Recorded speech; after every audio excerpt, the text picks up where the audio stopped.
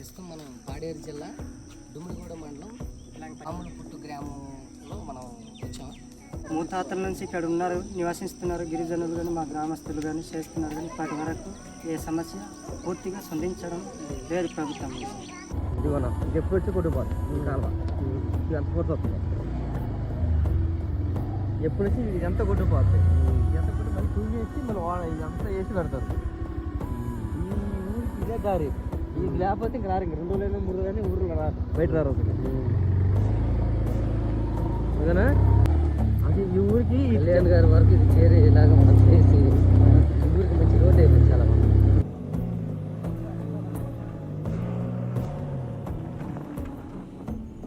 గోపాలు రమ్మా.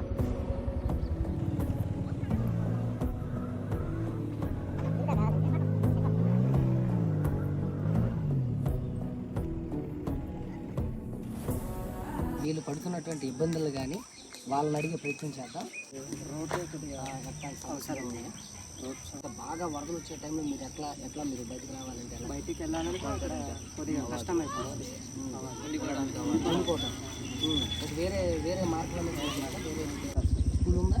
స్కూల్ ఇది స్కూల్ కూడా సరైన ప్లేస్ కాదు సార్. మంచి ప్లేస్ ఒక నిమిషాలు పోయిన తర్వాత చెయ్యి.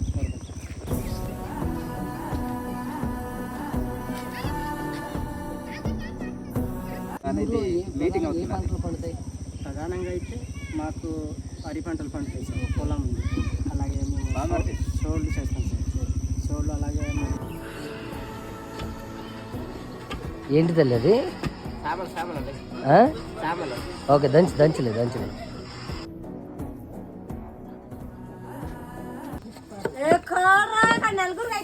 ఏంటది?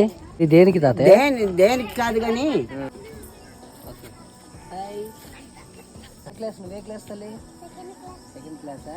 ఓకే. ఏబిసిడీలు అవన్నీ వచ్చిగా? 1 2 3లు వచ్చా?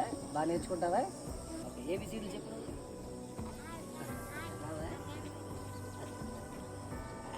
నువ్వు చెప్తాను ఏబిసిడీ. ఏంటవి? దుంపలా?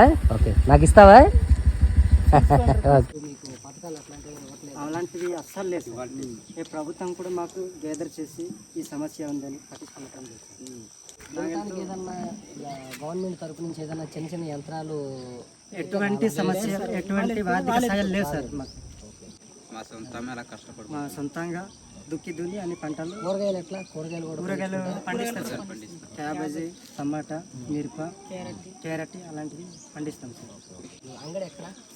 సంత కించుమండి వెళ్ళి మీకు పండిన పంటలన్నీ తీసుకెళ్ళి మీకు ఏదైనా కావాలనుకుంటే అక్కడి నుంచి కొనుక్కోవాలి సార్.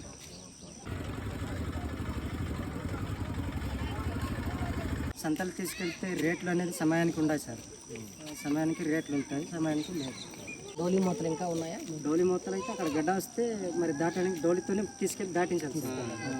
తీసుకెళ్ళాలి సారు. అది ఇప్పట్లోనే ఇయరే ఈ కేబస్ పండించాము. ఇటు నుంచి గత వెళ్తుంటే అక్కడ బొలర కూడా మాకు బొలత పడిపోయింది. డోలి మీద బొలత పడింది. మేము ఇంతకు ముందు ఇక్కడ నుంచి కూరగాయలు పండించిన సరే కానీ ఇక్కడ నుంచి ఆలు కట్టుకొని తట్టలు మోసుకొని అక్కడ నుంచి కించమడి దాకా వెళ్ళాలి. ఇటు 100 కేజీలు 50 కేజీలు 50 కేజీలు 100 కేజీలు అంత అయితేనే మనిషి అయితేనే మోసి తీసుకెళ్ళాలి. వెళ్తే అక్కడ రేటు మరి మన కింద మీద కూడా ఉంటుంది. అలా ఇబ్బందులు పడిన తర్వాత ఈ ఇయర్ కొంచెం మేము చాలా కష్టపడి మరి ఎనర్జీ నుంచి అలా చేసి రోడ్ చేయాము. ఈ వారికి గతారికి ఇలా చూస్తే మరి మాకు ఇప్పటిదాకా మరి మాకు రోడ్ సదుపాయం మాకు లేదు. అమ్ములపుట్టు గ్రామంలో ఉన్నటువంటి దాదాపు ఒక 300 వరకు ఆదివాసీలు పడుతున్నటువంటి పరిస్థితి, వాళ్ళ జీవన విధానం, వాళ్ళ రోజువారీ జీవన విధానం ఎట్లా గడుస్తుందండి అని చెప్పేసి మనం తెలుసుకునే ప్రయత్నం చేసాం. ప్రధానంగా వీళ్ళు మెయిన్ రోడ్ దగ్గర నుంచి ఈ విలేజ్కి రావడానికి గడ్డ ద్వారా, అంటే ఆ గడ్డ దాటి రావాల్సిందే.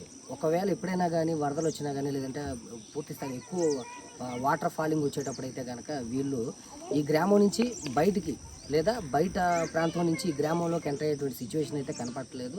మరి అదేవిధంగా చూస్తే ఇక్కడ స్కూల్ కూడా ఫెసిలిటీ, చిన్న రూమ్ ఏర్పాటు చేశారు. ఇక్కడ ఉన్నటువంటి పిల్లలందరూ కూడా అక్కడ చదువుకోవడానికి ఆడుకునే ప్లేస్ కూడా లేకపోయినా కానీ ఉన్నటువంటి సోర్సెస్లో చిన్న గ్రౌండ్ లాగా రెడీ చేసుకొని వాలీబాల్ చక్కగా ఉన్న వరకు ఫెసిలిటీస్ని వీళ్ళు ఈ విధంగా యూటిలైజ్ చేసుకుంటున్నారు. అదేవిధంగా చూసినట్లయితే వీళ్ళ ప్రధాన వృత్తి వచ్చేసి వ్యవసాయం. ఆదివాసీల తాలూకా వ్యవసాయం ఎట్లా ఉంటుంది ఏంటంటే ప్రధానంగా వరి పంట. ఎందుకంటే ఇది కొంచెం వాటర్ ఉండేటువంటి ఏరియా కాబట్టి, వాటర్ ఎక్కువగా లభిస్తుంది కాబట్టి వరి పంటను ప్రధాన పంటగా చేసుకుంటూ వస్తున్నారు.